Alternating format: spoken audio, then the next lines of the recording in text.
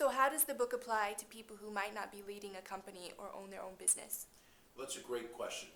When you write a book, obviously there's an initial target audience. The target audience of this book at a primary level are boards of directors and leaders of companies who can embrace its principles and move the needle to the tune of thousands of workers that report to them and build cultures of innovation that drive shareholder value through the harvesting of intangible assets. But that's not the only intended reader of the book. I have a secondary audience, and I'm hoping that that audience will take as much from the book as the primary audience. And that audience can include students. I've already had a number of students read the book and give me great feedback, helping them even think about shaping their careers. Maybe being an intellectual capital agrarian is going to guide you in your career path and in some of the opportunities that you pursue.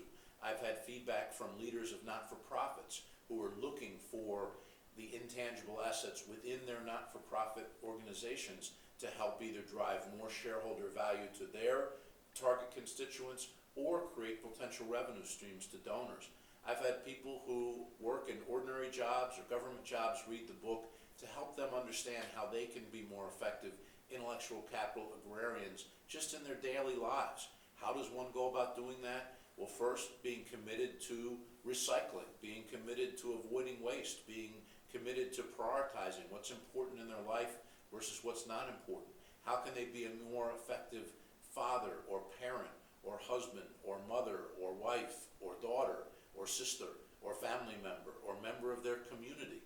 How can some of the principles of this book apply to coaching Little League and understanding the intangible assets that you have even on a Little League team that you coach or participate in? I believe that the principles of intellectual asset agrarianism can apply to all of us in our day-to-day lives to make us better citizens, better members of our society, more effective contributors to our community. Thank you. Andrew, would you tell us a little bit about yourself?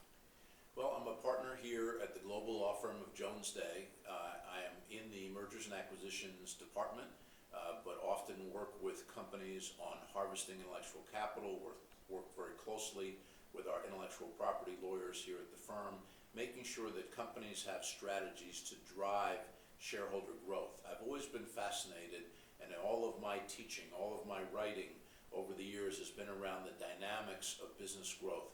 How does it happen? Why does it happen? What are some of the internal and external hurdles getting in the way? And what I've realized after 30 years of practice, 24 years of teaching, and over 20 books on the topic of business growth is that business growth sits inside the intangible assets of a company, the things we can't touch or feel. And I've made it my mission for the next 10 years to make sure that company leaders embrace the harvesting of intangible assets as a way to drive shareholder value, as a way to make sure that no asset inside the company goes unnoticed or wasted if it's cost the shareholders money to develop it. And so a lot of my time lately has been spent on strategic planning, growth planning, advising leaders of companies the best way to identify these assets, to cultivate these assets, to protect the assets, but ultimately to drive revenues and markets and new opportunities by harvesting these assets. Thank you. So I know you can't get into too many specifics, but what have you learned over the course of your career that might be helpful to companies that want to harvest their assets? Well, some of the examples of projects I've worked on in the last few years that have been very exciting. Companies, for example, that were already in certain markets but not in other markets, and we needed to figure out a way to enter those markets through the harvesting of intangible assets. We recently helped lead a company into a very significant marketplace by looking at that market different, looking at the channels different, looking at the company's brands differently. Worked with a company out of the Midwest that was traditionally in construction and building materials, helped them roll out 3 different franchising programs around the harvesting of their intangible assets.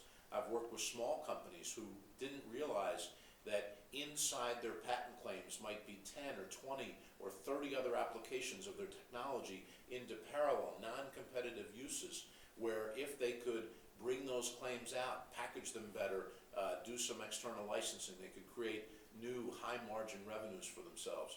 worked with hundreds of companies to develop franchising programs, brand extension licensing programs, co-branding programs, all of these creating new incremental revenues for those companies that did not exist before, but that were based on assets that were sitting right there. You know, when Inc. magazine wrote an article a few years ago about the techniques that I use in working with companies, they said spending time with me is like getting up and finding coins under the sofa cushion. All you had to do was get off your duff and look under the cushion, but you've been sitting on this thing's of value all this time. Now, to be honest, when you pick up that sofa cushion, you also might find some old popcorn, you know, other things that have slipped down there that have no value. But you also might find some dollar bills or quarters, and those are the things that we want to focus on. Where are the assets inside companies that are already growing on the vine, but if not harvested on a timely basis, will rot and go stale and be of no commercial value to the businesses? Thank you.